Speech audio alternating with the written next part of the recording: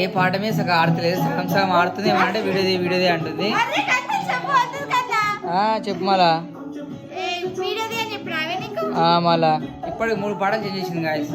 ఈ దొంగ ముఖం